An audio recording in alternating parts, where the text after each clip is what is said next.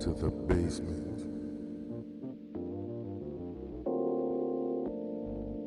Damn, that hurt!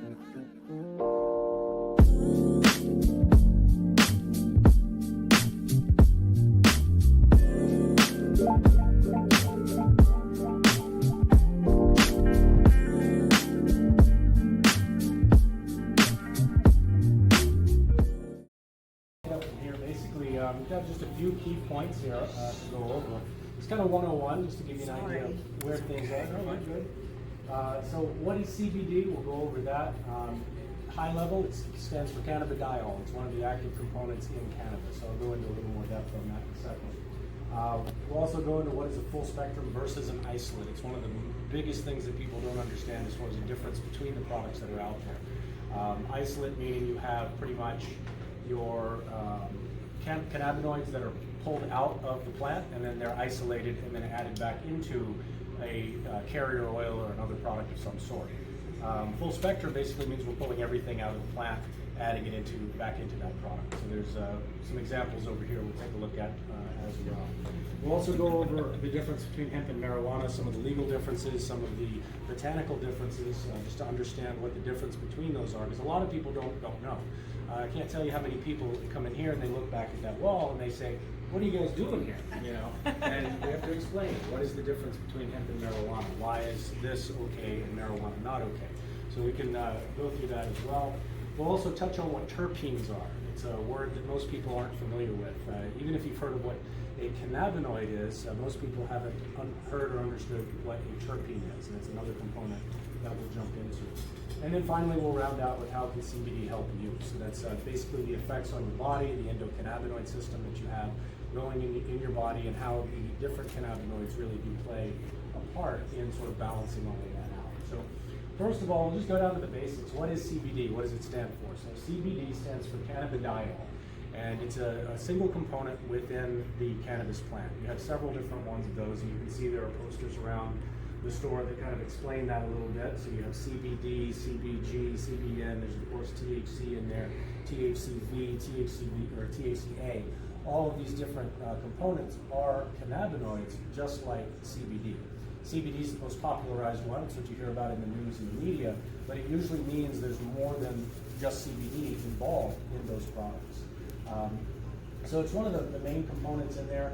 They're reported to have a number of benefits, and you have several primary methods of ingesting CBD as well. So you have oils, which most everyone's heard of at this point in time, but there's topicals, there's edibles, there's vape products, there's smokable products, there's drinks, all kinds of different ways that you can ingest CBD. And at the end of it all, your body is picking that up through whatever method of ingestion, and it's affecting your what's known as the endocannabinoid system inside your body. There are these little receptors that pick these up and interact with, and it interacts with those receptors in a number of different ways to provide relief from certain things that may ail you. So let's take a look here at a difference here between full spectrum and isolate. There's also another term in there that's very misunderstood called broad spectrum. Isolate products, as I mentioned, are isolating typically just the CBD component in the cannabinoid profile of a plant. So I mentioned a few earlier. Isolation is where you take out only one of those and put it back into a product, either a carrier oil like this, or perhaps a topical product that you might rub on, or something of that nature. Broad spectrum is where you would take maybe one, or rather two or more of those cannabinoids out and then selectively add them back in. These types of products are usually created to avoid THC in the product at all. There's still obviously a stigma around that. Even though anything in the hemp industry or the CBD industry is going to be less than 0.3% on the THC side of things, some people prefer to just avoid it altogether. So these types of products are created for those individuals that want the benefits of cannabinoids, CBD and the others, but don't want to have any THC whatsoever in their system. Now, going a little further than broad spectrum, you have what's known as a full spectrum product. And that's what our oils are. They're a full spectrum full spectrum distillate. So you're basically taking everything that the plant has to offer, all of the cannabinoids that are present, you're pulling those out and usually adding them back in their natural proportions. It's generally what's meant by a full spectrum product. The benefits here are a full spectrum product takes advantage of what's called the entourage effect. The entourage effect is when multiple cannabinoids get together in the system and they work together to create the various effects that cannabis is known for, things like anti-anxiety, help with your sleeping, et cetera, et cetera. The list does go on and on and on as far as what bringing balance to your endocannabinoid system, how it can benefit you. And it's not that these are being used to treat a specific ailment necessarily, it's creating balance in that endocannabinoid system, and then we see relief from some of these things that are just out of whack. So that's pretty much the basics on the difference here between full spectrum and isolate products. So it's not that one is necessarily better than the other, or one is better for a specific thing than the other. We do generally recommend the full spectrum product because that's just the natural everything that's in that plant. That's what you get with hemp flower is a full spectrum of cannabinoids. But there are certain situations where a CBD isolate is perfectly usable. For example, things like seizures. We find CBD isolates, they work very well for that type of thing. So those are some of the key differences between full spectrum products and isolates. And you'll find both in all of these cases here, just depending on what that product line is. Any questions on that? Does that make sense? I think we got it. Got it? Yeah, that was awesome. Thank you. Sounds good. So Knowledge. Let's tackle the big one here, right? Cannabis versus, or hemp, cannabis, and marijuana. Are those terms interchangeable? They're not really, but they are all related in some way, right? So you have cannabis is sort of your umbrella. That's your plant family that this is part of. And then within cannabis, you have hemp and you have marijuana.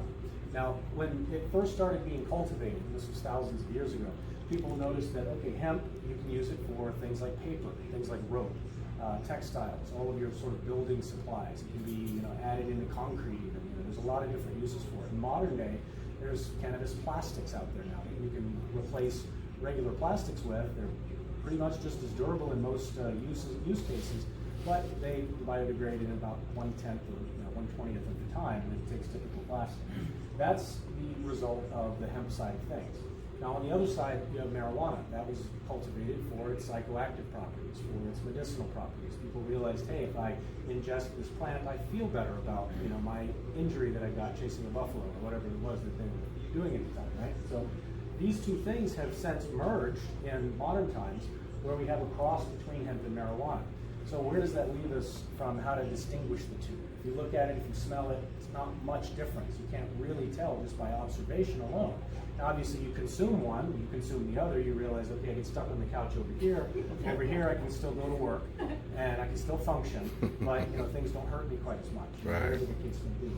So we have kind of a crossbreeding there. So how does the government really look at it? Well, recently we had the Farm Bill that was passed, it was signed into law, and earlier this year it became law. And what that did was it clearly differentiated hemp versus marijuana from a legal standpoint. And the way they defined it was based on the THC content found in that plant.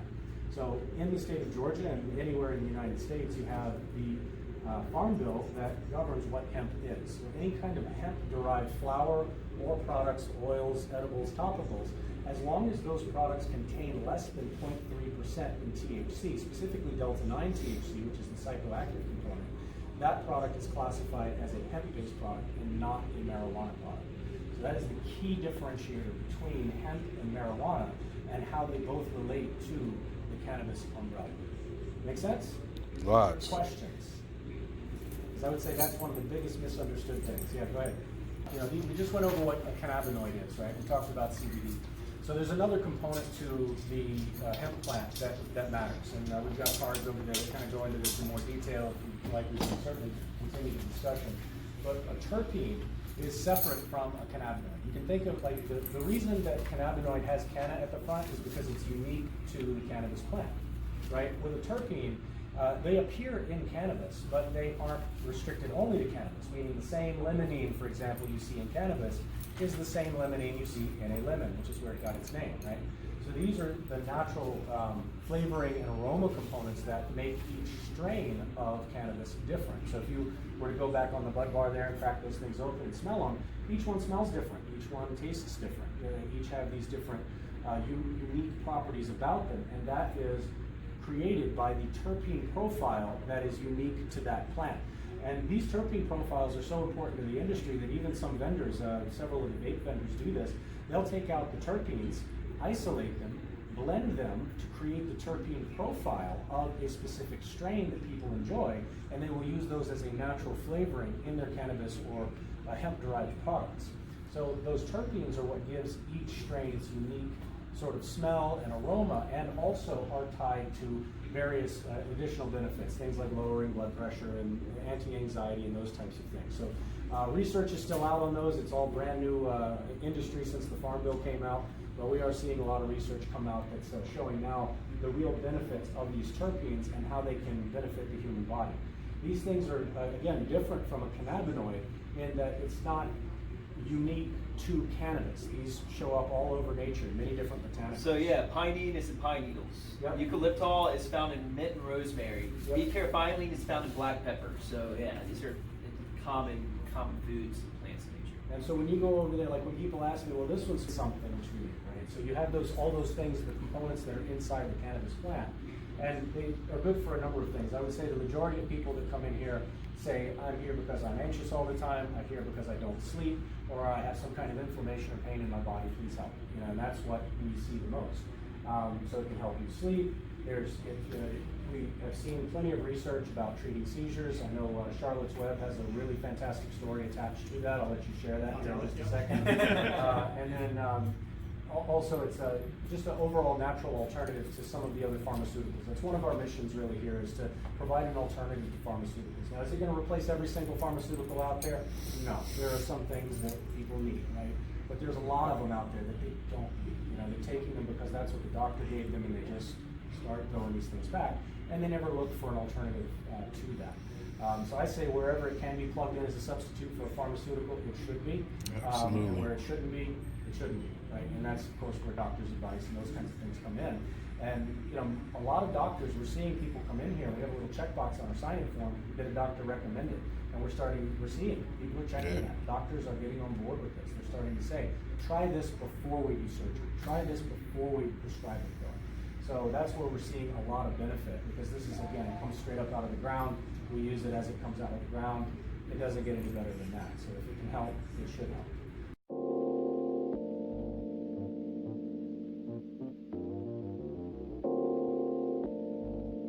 Damn, that hurt.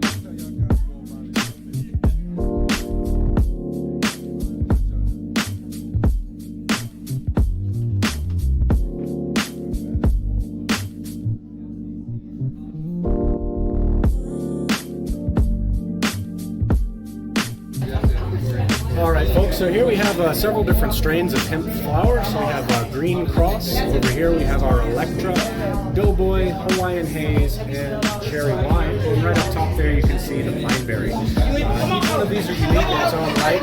The terpene profile in each one is unique, so it has a different smell and aroma based on that breakdown.